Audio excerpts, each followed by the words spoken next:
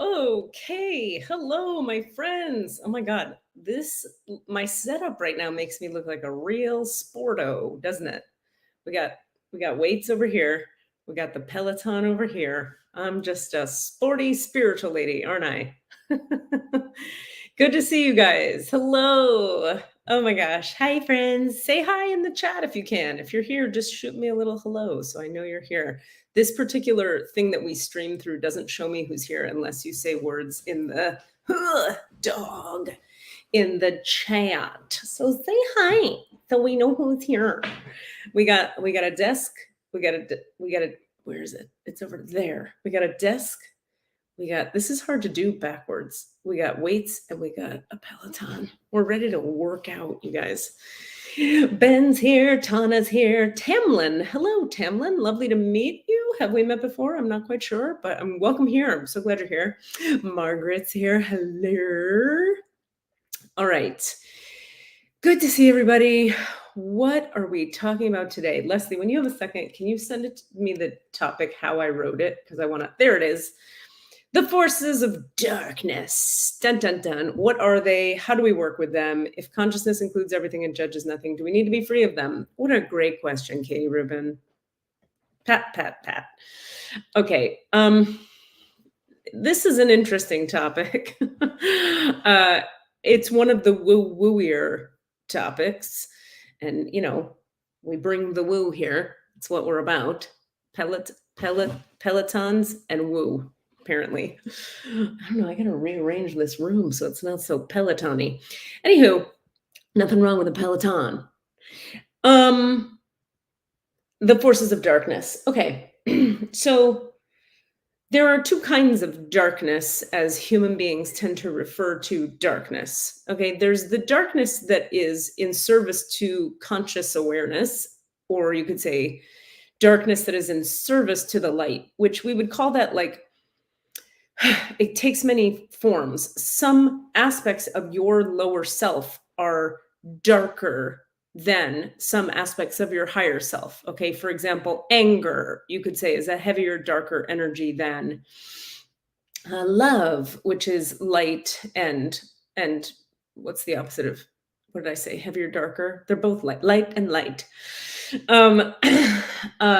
So that's the kind of darkness that serves conscious awareness, serves awakening, serves the light. Meaning, when anger is appropriately applied, that's good. You need anger, even though, spiritual people, as we've talked about many times here, we all tend to be quite confused about what to do with our anger. Most human beings, not just spiritual people, but most human beings are quite confused about what to do with anger and how to have it and how to process it and when to say it and how to not say it. And that's a whole other topic that we can get into another time. Other forms of darkness that serve the light. When you think of the darkness of Kali, for example, the goddess Kali, who she comes out, in the Hindu tradition, she's got like a sickle and a scythe and a bunch of knives, and she has like 50 hands, and she's cutting the head off of a baby that she's standing on top of with one foot, which is like aggressive energy. It's like kind of dark, right? But what she's cutting the head off of ignorance, right? So she's like, kill ignorance, wake up. And that is, you could say, a dark energy that is serving consciousness. If we were to, for example, look at the Sufi paradigm, in the Sufi paradigm, they talk about God or the divine being made of 99 qualities. They talk about the 99 qualities of God. And one of them is destruction, wrath, potency. There's 99 qualities of God, not one, not just love and light and fairies and wind. That's not it. God has a lot of frequencies. If you think about winter, spring, summer, fall seasons, right? During certain seasons, plants die, flowers die. Death is a part of the cycle of life. So there are energies that oftentimes we might think of as dark that are actually very generative, very much about the cycle of life, very much in service to conscious awareness. Another example is, sometimes those of you who've been in class with me know that I'll talk kind of regularly when I'm channeling light for folks in class for healing purposes.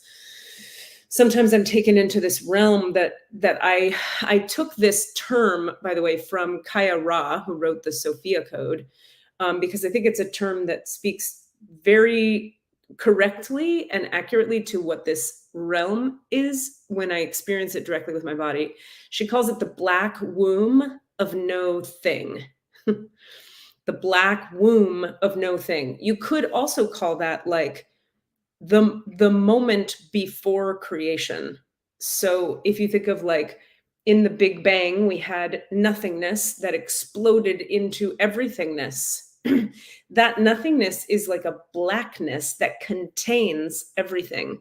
And whenever I'm taken into that place inside of a group healing or a private healing with a single individual, um, the way they show it to me, they take me there through the back of my channel, which is at the back of the brain stem for me, into the black void, but it never feels really like a void, like an emptiness or a space. It feels like a very active, present blackness. And what they show me each time I'm taken there is that something incredibly fundamental is being rewritten in the nervous system and the cellular makeup and the DNA of the individual who's being taken into the black womb of no thing, or the group that's being taken into the black womb of no thing. It's sort of like erasing the hard drive of whatever issue we're clearing at that moment in your system. So that's a blackness, right? That's a darkness. That's like the richness of the soil of creation. We would never call that bad or a dark energy that you want to get rid of. Okay. Now, there's another kind of darkness that in the Sufi parlance we would call the shaitan, which sounds a lot like Satan, which has real, gosh, complicated cultural underpinnings, doesn't it? Sounds very Christian and very religious if I say the word Satan, right? Like, what are we talking about? Is that a real thing? Isn't that just a biblical notion, et cetera, et cetera? Or is that part of religion? Is that one of the lies of religion? Is that one of the truths of religion? I'll tell you this much, when I went to Sufi school, which remember, Sufism is the mystical arm of Islam. So it's the mysticism at the heart of a religion that is called Islam. So reminder, Kabbalah would be the mysticism at the heart of the religion called Judaism. Christian mysticism would be the mysticism at the heart of Christianity, and so on and so forth. Each like religious tradition has a mystical path at the center of it. Some would argue, well, the fact of mysticism is a way, it's the energetic pathway to experiencing God directly for oneself without needing a go-between of, say, a priest or a teacher or a healer or whatever. Anybody can practice mystical practices. Like if you're in the Hindu tradition, you might chant. In the Sufi tradition, you're going to do a practice called remembrance, where you repeat the name of God into your heart. In Kabbalah, there's tons of mystical practices. Some of the Sufis whirl or spin. Sometimes it's just about sitting. So a Buddhist mystic would sit and dissolve through the sitting into each sensation, one after the other, until they dissolve, and you're just sitting in the sensation of oneness. Okay, so mysticism makes the divine available to each individual person. When I went to the Sufi healing school that I went to, hi Rahima, speaking of Sufi healing school, my sister from Sufi healing school is here today. I was not a person. I was a Jewish girl from Miami, from cerebral, mental, left brain. What's the mathy one? Left brain parents who were like, Northeast intellectuals, essentially. So not only did I not believe in the notion of like dark forces that are outside of us that can affect us, but I thought that was real crazy because of how I was raised and my life experiences. When I got to Sufi school, however, and my heart was opened into the realms of the divine, I became energetically aware of different frequencies in consciousness. I started to know the difference between like the more mystical practice you do, the more attuned to the frequency of God your heart becomes. And the more attuned to the frequency of God your heart becomes, the more attuned to the frequency of God the rest of you starts to become, such that everything that is not God or not the light or not conscious starts to come up in your system in order to process out so that you can be free of those dense, heavy energies that are not, as we might say, of the light. This is where it starts to get interesting on a philosophical level, because you could argue if everything is from God and everything is of God, how is anything dark and anything light?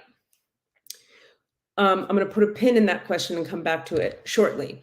As I traveled on the road of the Sufi mystical path, I started to, and as I just said a moment ago, I started to experience like, wow, I can really tell when the client in front of me has some emotional pain in their heart, because I can feel the frequency of a kind of wet, heavy density in their heart. And then I started to ask questions of the divine. What is that?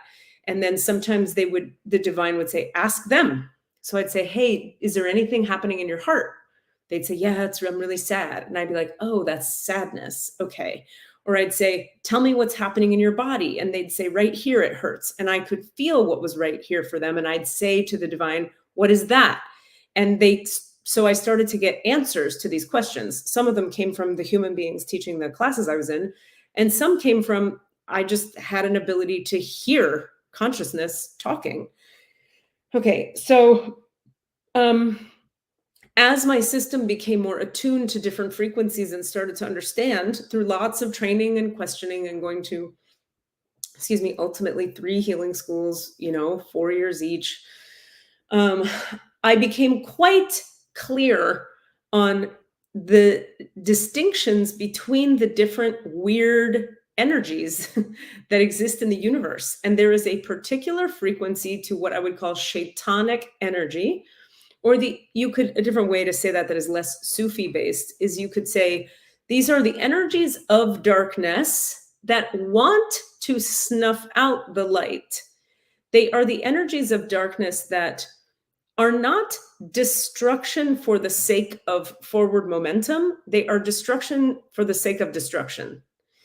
And so there's 2 ways to look at this. Part of it is everything is of God and for our healing, right? Everything that's happening is always for your highest good. But that doesn't mean you want to keep every energy around. Just because shaitanic or darkness forces are teaching you a lesson about how to move forward as a soul doesn't mean you want to keep them in your body. Now, you might ask, why not? And that would be an excellent question. And the answer is they feel terrible. It's kind of like if you shoot heroin. Well, that's a bad example because some people love heroin. If I were to electrocute you, let's say I had a live wire and I just poked you with it a bunch of times, you'd be like, stop. And I'd be like, no problem, because I would never do that to you because I care about you.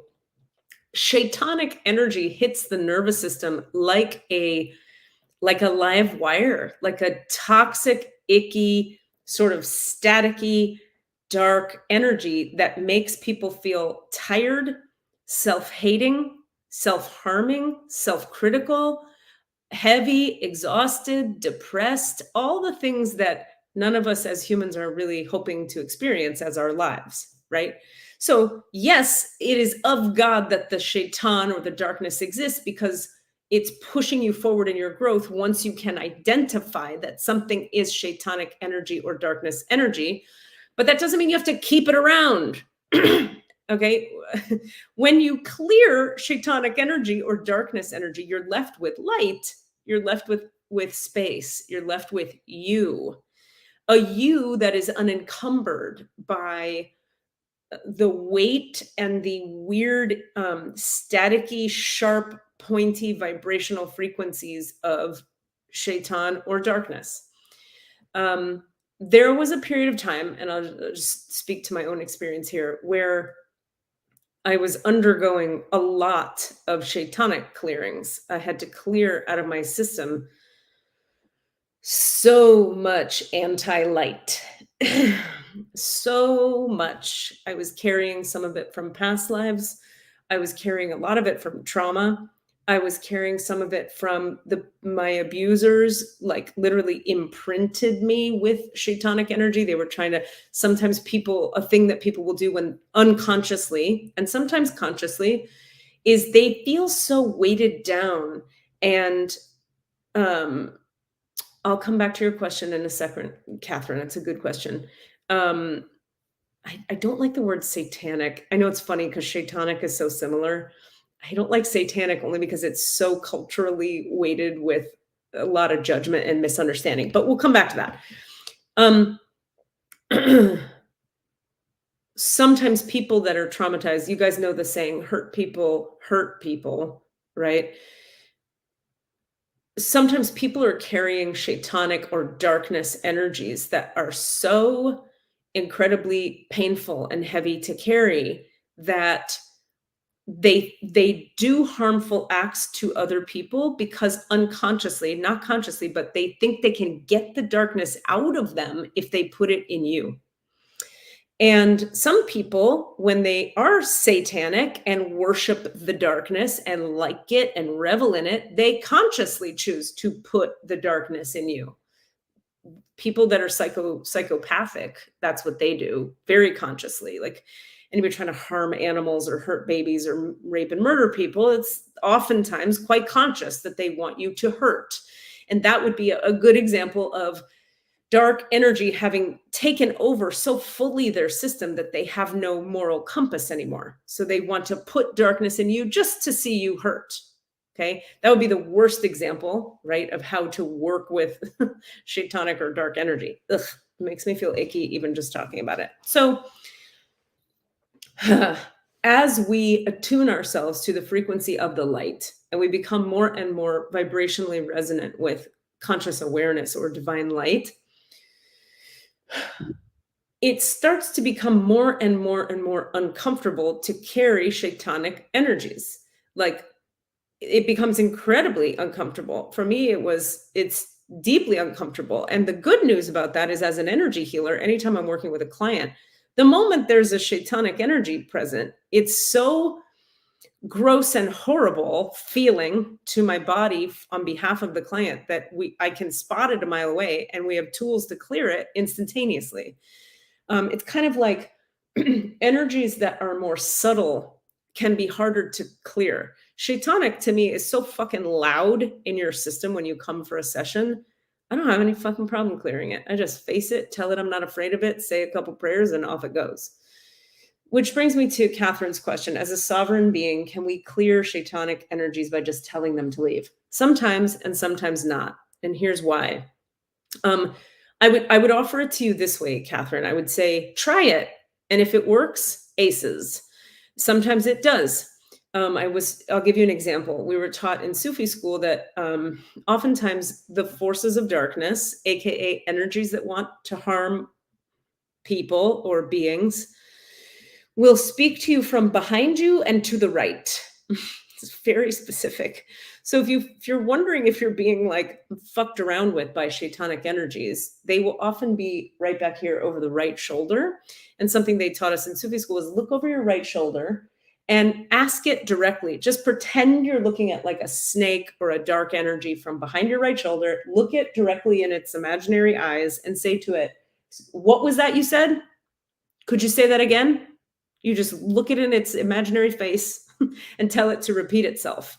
The reason being, the way the shaitan operates is through the whispers. So it whispers from behind in a way that you think it's part of your own thinking.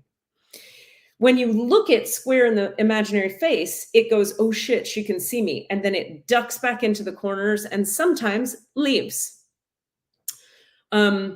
Goosebumps. Good. I'm glad to hear it. Now, here's where it gets tricky, though, and this is something important to understand, Catherine, is that, yes, we're all sovereign beings, and this is a very popular notion in popular spirituality right now, that you are the most sovereign, powerful thing, and you have all the power in and of yourself.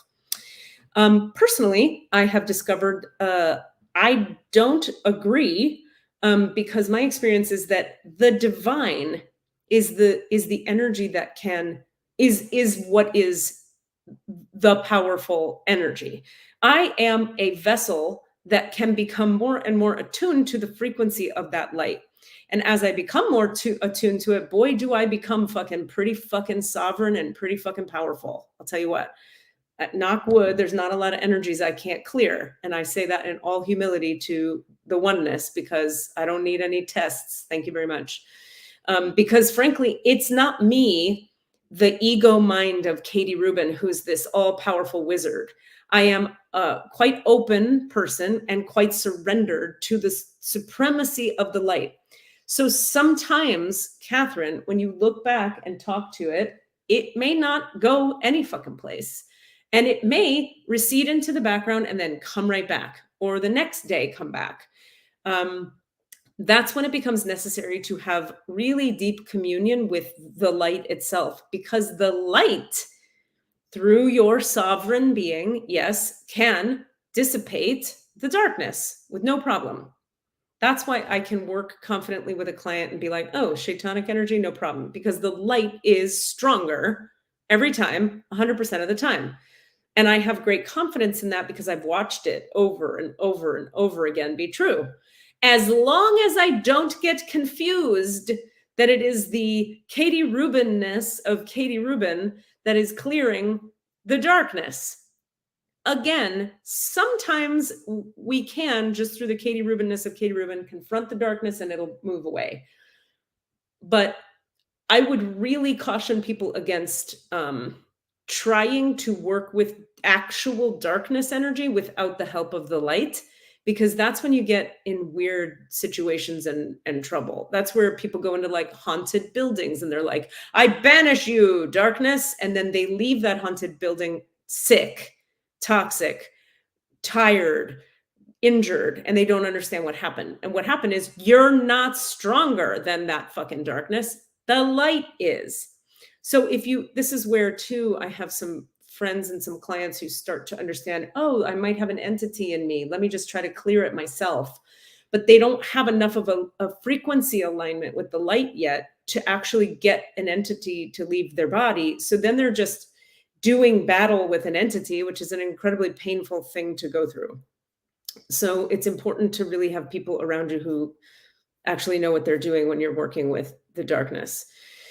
You can try using your guides. Yeah, if your guides are deeply attuned to the frequency of the light, Catherine, ask them, hey, through the power of the light, my guides, will you please remove this darkness energy? Remember that it is an asking that you're doing of the light to move the darkness. This is where this idea is really important, that we understand the difference between what is often stated in pop spirituality. You know how we have pop psychology, we also have pop spirituality. Pop spirituality loves to sell you guys the idea that you're the most powerful thing around and you can do everything and you can have anything you want and everything you want is at your fingertips. Kinda not. In other words, like the human will is very strong, but it depends on so many other factors how your life is going to play out, none of which we're really in control of.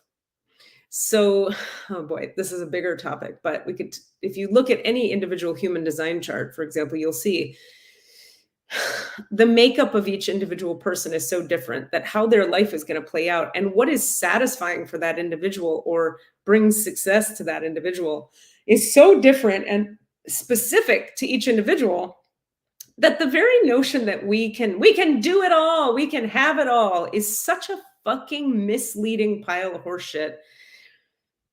I feel bad for, I get, lately I'm just feeling, what's the words I would say?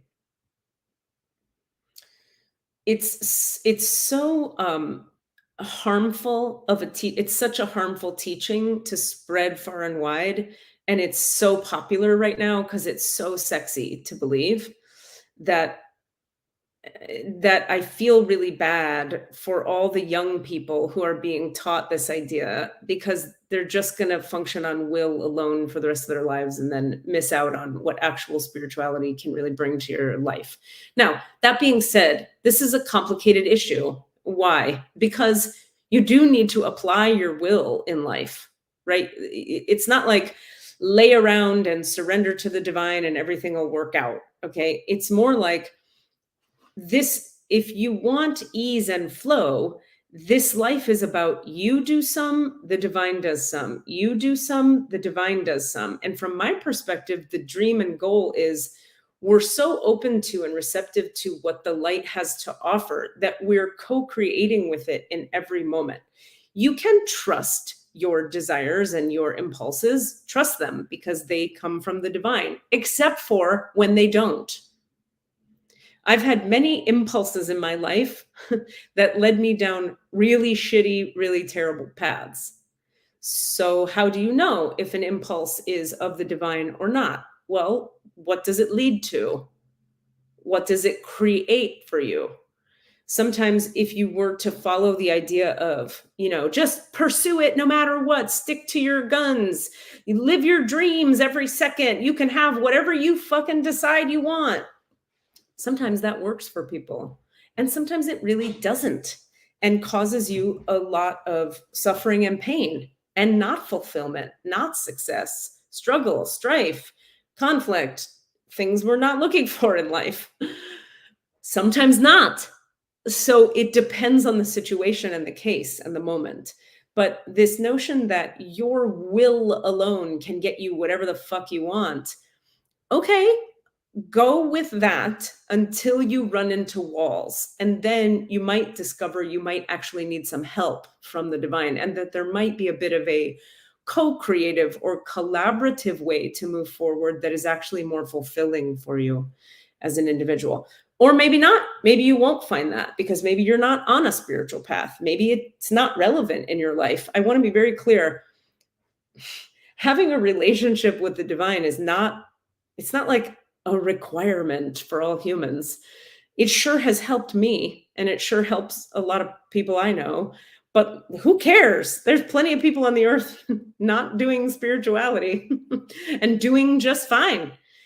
Now, if those people who are doing just fine were to come to me and say, I can't seem to feel my heart. I have all this money and I have all these yachts and these boats and these friends and these whatever people have. But I can't feel connected to anything, or I'm lonely all the time, or why do I have everything and all the success, but I feel empty inside? That would be a moment for me to say, like, okay, let's activate your spiritual path and liberate you from your suffering in a real internal way. I'm a person who believes in make money, please. Have a comfortable life. Take care of your body. Buy clothes that feel good on your skin. Have a house you like in a place you want to be. And don't be confused about what the limits are of those things. Those things are awesome and important because they honor the human body. And the human body is a gift from the divine.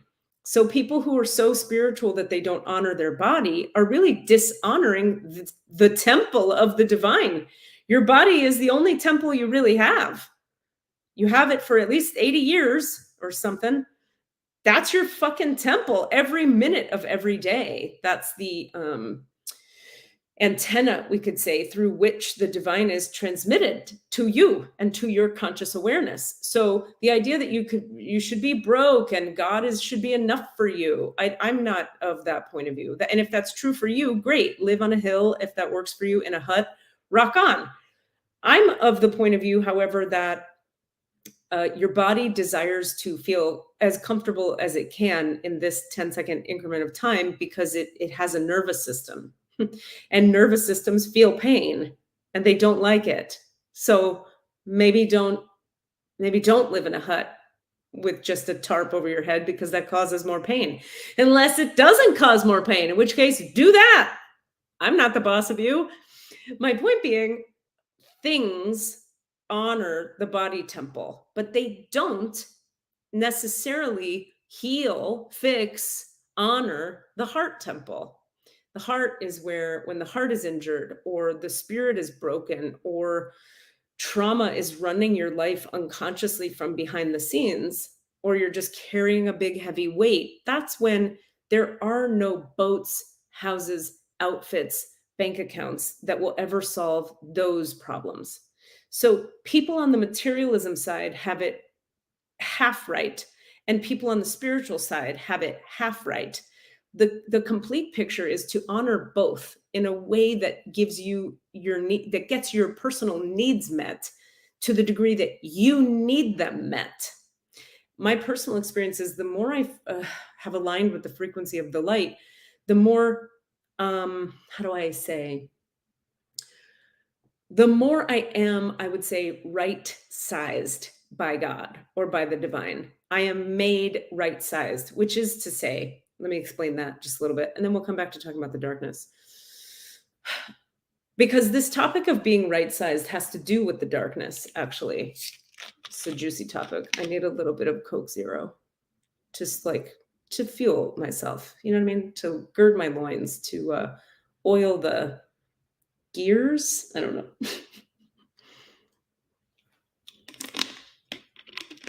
Okay, so okay, so I'm totally spacing on what I was talking about.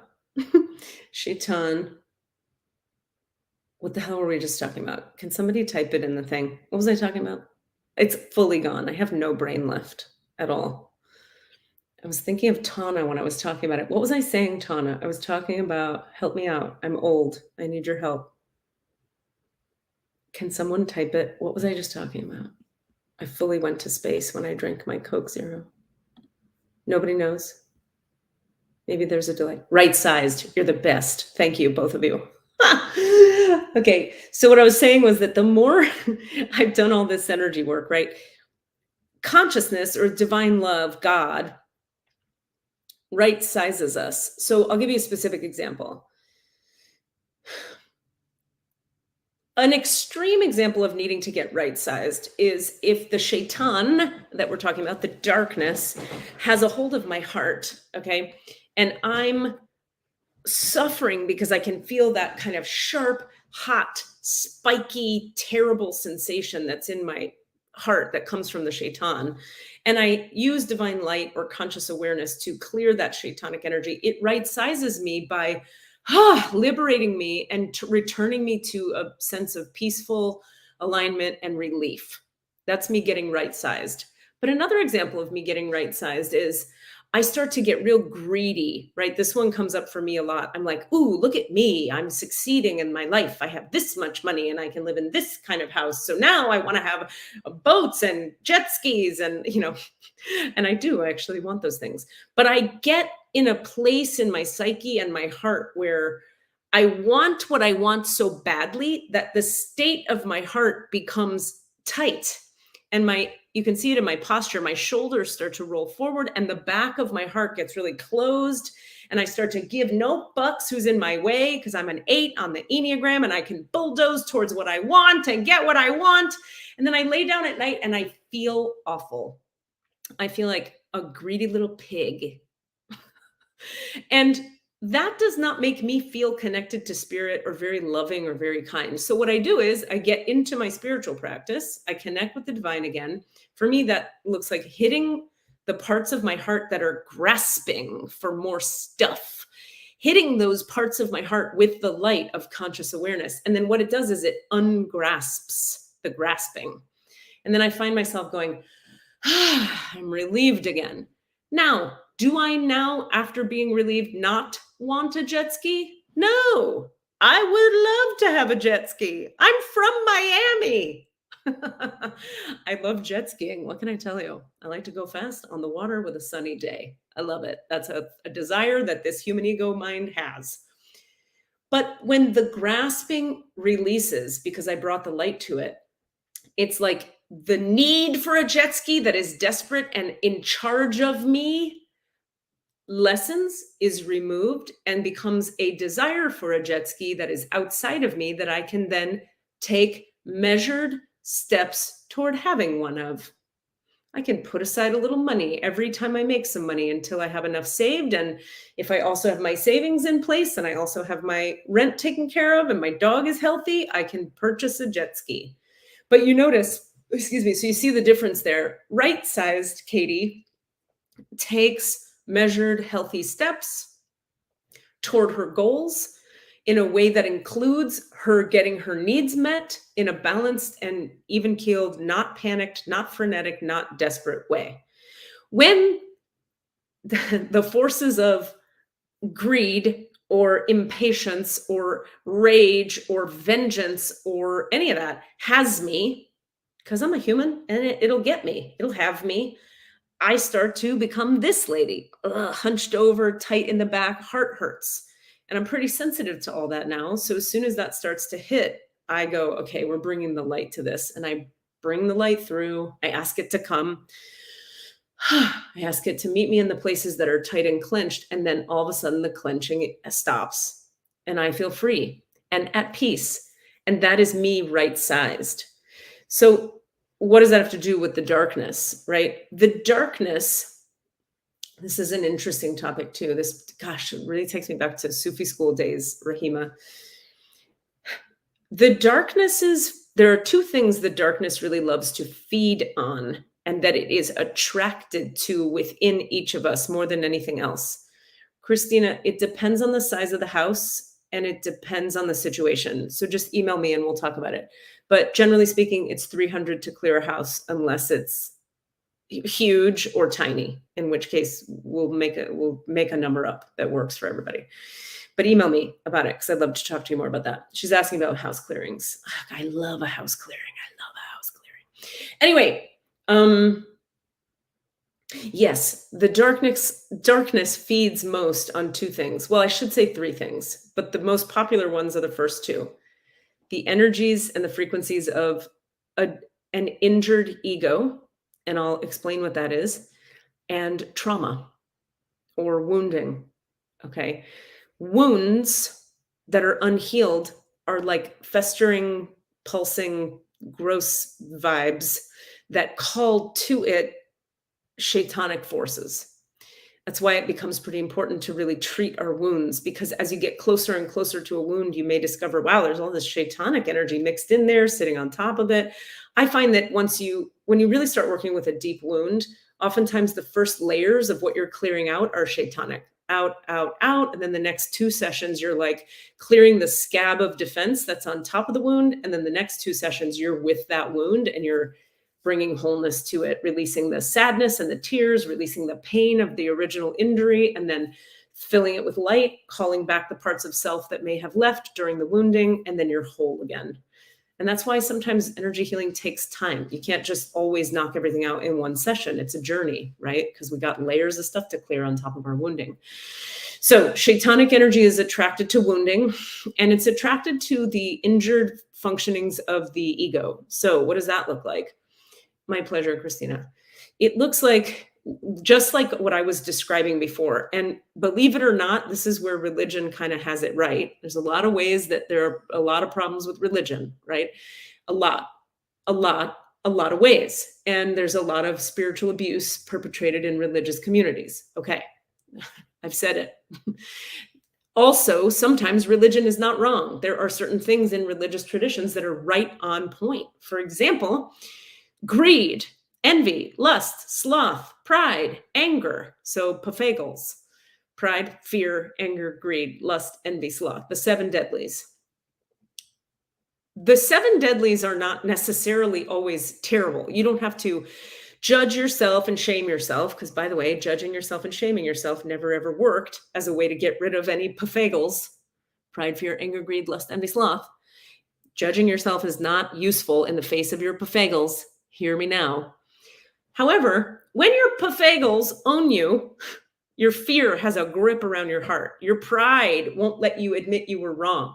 Your greed has you so focused on a jet ski that you can't be nice to the people in front of you. Your lust is coming before your consideration of who you're putting it to. Your sloth is like, I don't want to, and you just never do stuff, and then you're broke. Envy has you so fucking jealous that you hate someone else, etc. When the Pythagoras have you in a way where they are toxifying your system and you don't feel light and free in every moment, that's when the shaitan goes, ooh, tasty. Now, in other words, if I were to stay on my desperate must have a jet ski vibe, which I would call greed and lust mixed in together. I'm glad it's making you laugh, Rahima. I love it. I made that one up. I mean, I didn't make up the acronym, but the pronunciation. I'm very proud of it. Pofangle. It's very funny. Okay. That's my pride, being a healthy amount of pride. It's fine. But if I were to be like, I'm the most amazing, funny person ever, and I'm better than you because I'm funny, even saying it makes my heart start to tighten. And that's a doorway for shaitanic influence. The shaitan loves a twisted ego. So what does that end up looking like? If I were to be greedy about the jet ski and think about it all day, every day, and think of nothing else, I would be attracting to me a bunch of shaitanic energy. And here's the fucking rub, everybody. Here's where this is really twisty and tricky and interesting. Sometimes, watch this shit right here. Sometimes the shaitan will help you get what you want so that it can be in control of you. So it'll go, hey, I'm here. I'm darkness. I got you. Here's how you get that fucking jet ski. Watch. Lie to this guy. Call that bitch. Get the cheap one. Don't tell her about this. You got this. And then you're finagling your way and boom, you have a jet ski. Or like, borrow from this account where you really shouldn't take money and just put a little over here and like, we'll think about that later. Shaitan. Now you have a jet ski, but a problem with your money, right? So the shaitan sneaks in through the window of the inflated ego. That's where we want to be careful, particularly people with defined egos in human design, is you want to be like, there's a way to have your ego functioning in right-sizedness. Your ego can be and should be functioning, and it should be right-sized. It's when it starts to get outsized that the shaitan goes, delicious, cool. I'm going to go ahead and start whispering to this person from behind them because they've already opened the door to the darkness. I'm going to slip in real quick. They're not even going to know. They're just going to hear it in their head as a little whisper. And because it's in their head, they're going to think it's themselves talking. Last little hint, how to know if you're dealing with the shaitan. It usually talks to you with the pronoun you. It'll say, you deserve it. You need this. You suck. You're terrible. You're the best. You're better than them. If it has the you pronoun as opposed to the I pronoun, the I pronoun is usually the ego talking, where we go, I want this and I think that and I'm better than her and I don't like him and I like her. I. That's the ego and the individuated self, which I want to be very clear, spiritual people, is not bad in and of itself. It's problematic when it's not in right relationship to the divine. When the ego doesn't understand that there is something bigger than it, that's when we get into trouble. Because that's when we start to make moves as if we control the universe, rather than the universe is occurring and we have some control over some stuff, but we're certainly not driving the bus of this entire situation. Have you noticed? Your life isn't exactly how you thought it would be. Your life isn't exactly what you wanted. It's some other thing. If you were in charge, would it look like this? Tell the truth. Would it? Nah. My life would look nothing like this if I were in charge. But I'm not. And for me, I'm so happy to be not in charge.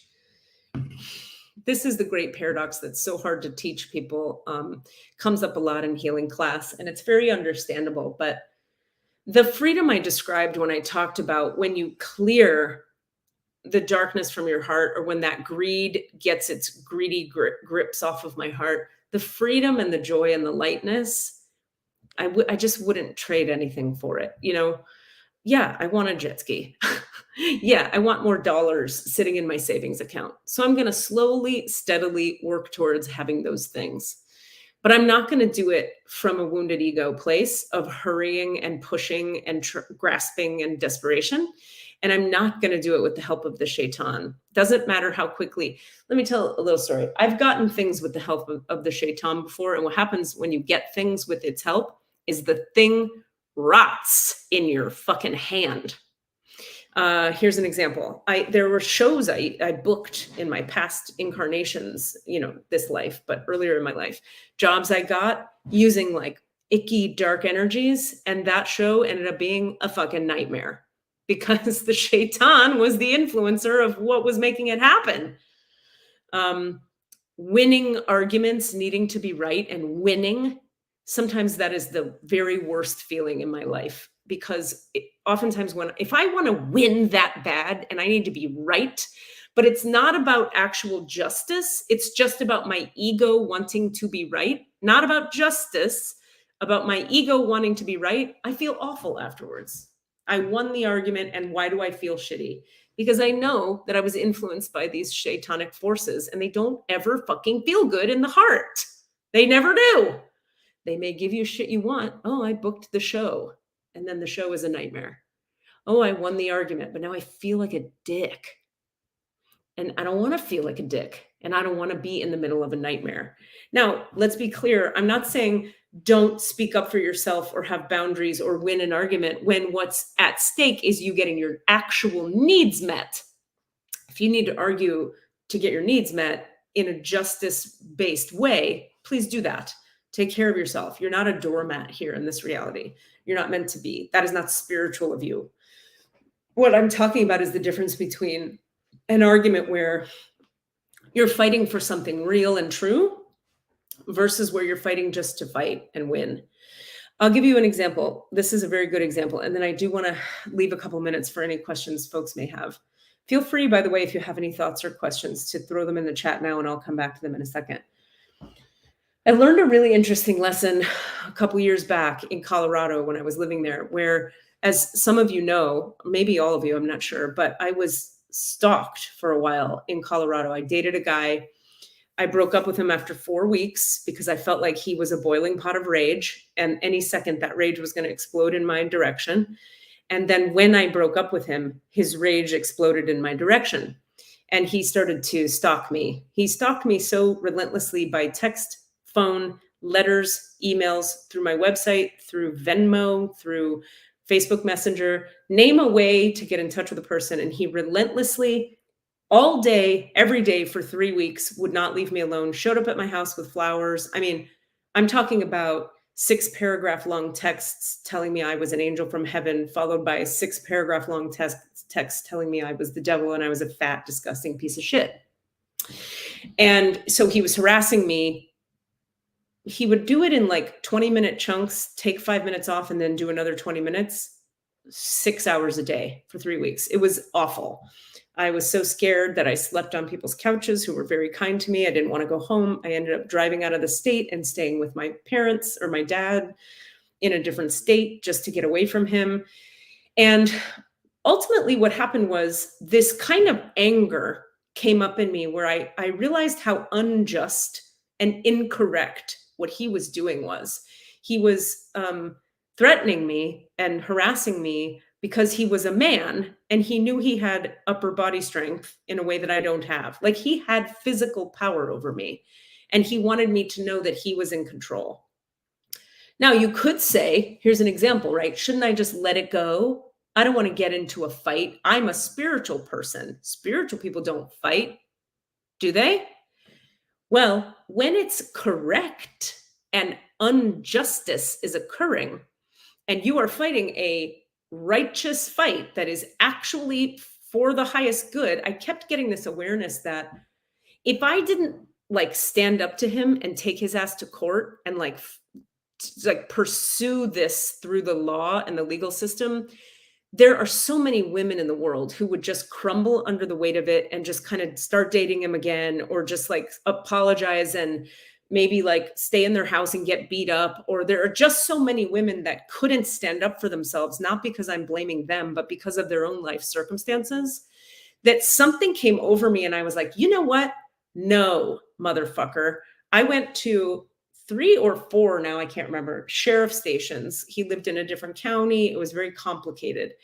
I kept calling the police. They weren't doing anything. I eventually drove to the sheriff station in 3 different counties, made hours and hours of phone calls to basically get the police to do their job, because they weren't calling me back. They weren't handling it. Nobody would get the restraining order sent to him. So I just became a relentless nightmare to the police on the phone. I just went like, this is not correct. And he cannot do this. And I am strong enough to stand up. So it would be incorrect of me to give up. Plus, I thought about all the women who work 9-to-5 jobs and who work for some fucking, what if you work for Walmart and you have 3 kids? How are you going to call the sheriff 6 hours a day until they finally answer the phone? You can't. I'm entitled and privileged. I better use that privilege to serve the light. So long story long, I was up those cops' asses. I got a restraining order. I got a warrant for his arrest put out. The restraining order went into effect immediately. He was no longer allowed to come within 100 feet of me. It was a temporary one. I had to go to court and do a hearing with him in the fucking hearing, the guy, so that I could make the restraining order permanent.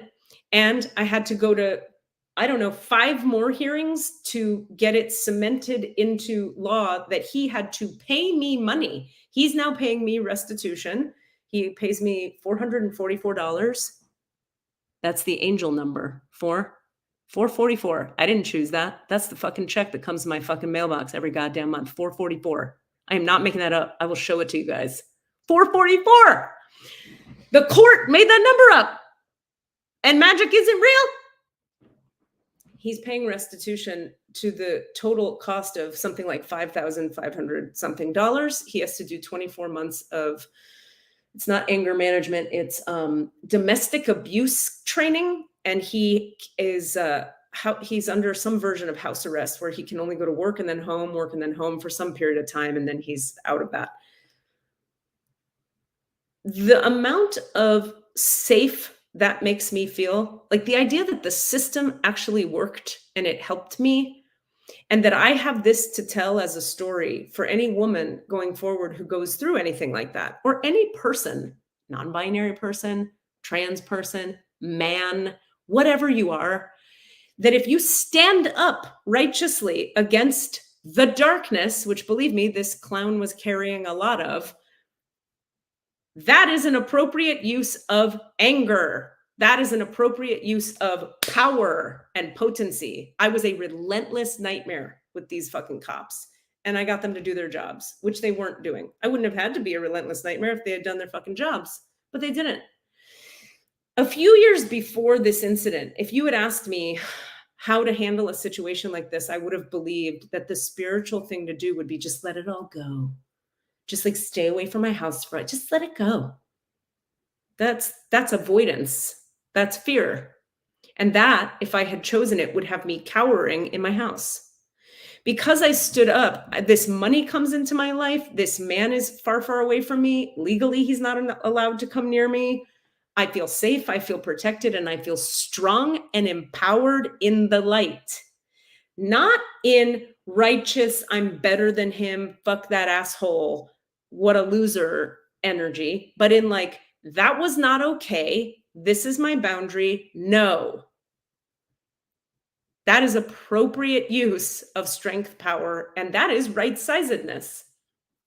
And the last thing I'll say about it, my heart never had to close or get tight during that entire thing. I don't hate that guy. I don't have any hate in my heart for him. What I had was anger that he tried to hurt me, and real not okayness with him crossing my boundaries and harassing me so badly that I was terrified and left my own fucking house. That's so wrong in the eyes of the divine that I stood up against it and I won. And it was a very profound thing for me to really step into my own potency in that way. So how do we wrap all this up? Please, if you have any questions about what is shaitan, what is not, how do we clear it, anything, please put them in the chat now. We only have a couple minutes left. The point of the story is, in the past, because when I was a kid, the kind of trauma I experienced was my mother was rageful and angry, and there was all this shaitanic energy mixed in with her rage. So I associated darkness with anger. But we really need to learn in this human incarnation the difference between darkness and anger. Sometimes anger is appropriate, sometimes not. It's not black and white. Anger isn't the enemy. It's dependent upon the situation and how we're using anger. So it behooves all of us to understand, when is the shaitan influencing a situation? And the last thing I'll say is, is just reminders. Remember, it feels spiky and hot and mean, and it causes depression and grief and anger and agitation in a way that you kind of can't explain. It speaks from behind the right shoulder. Look at it, confront it. That'll often help. And it often speaks with the pronoun you.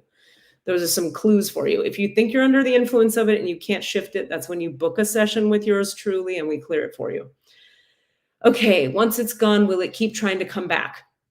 I have found that no is the answer if you actually clear it out root and branch, and if it gets that you're serious, and if it sees that you are aligned with the light. It will come back if it's just you and your little ego trying to get it to go away. It's like, oh, that's charming. Sure, I'll go over here for a minute. But if it sees that you've got the light on your side, it's not coming back. Knock wood, thank God, none of the shaitan I've ever cleared has ever come back to my body or any client I have or know of. So there's that. Rahima says, wow, serious praise, my sister. Subhanallah, alhamdulillah, right? I had a stalker too, and thankfully the cops were really protective of me. Oh, that makes me want to cry. Standing up to him was scary. I love you. I know, it's the fucking worst. I sound all strong and tough, and I was being strong and tough, but I was terrified the whole time. I hated it. I don't want to fucking do that shit. But I had to fucking do that shit. Okay, Margaret, can our pets be susceptible to shaitanic energy? Yes. But I do find it's a lot less common because animals are so, generally speaking, animals are so attuned to the frequency of the divine. They just like, they are nature, right?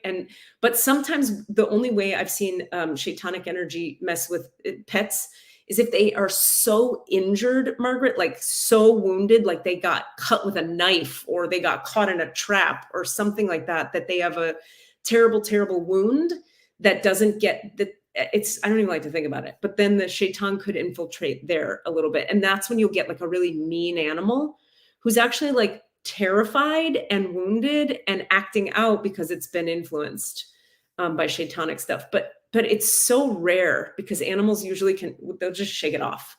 They're just, they don't have egos the way we do, but they can get wounded. So it's pretty rare. You don't see it a lot in somebody like a house pet. Because how hurt is your cat getting, really? So I hope that answers the question. My pleasure, Rahima. Thank you so much. Does anybody have a last minute question? Yeah, right. Got you. Still attaching to trauma and wounding. Yeah, totally. Any other questions on this topic? Happy to hear them. Okay, you guys, I want to thank you so much for being here. This is such a satisfying conversation because it's such an esoteric kind of wacky idea that not a lot of places I get to talk about stuff like this, except for in class, of course, and with clients. So I guess there's a few places. But it's a delight to be here with you and to share this information. Friday, 2 days from now, highest level healing starts. It's this time around, we're doing it as a 5-week series, 2 hours each Friday, 1 to 3 p.m. Eastern time. And you get one private healing session with me during the 5 weeks.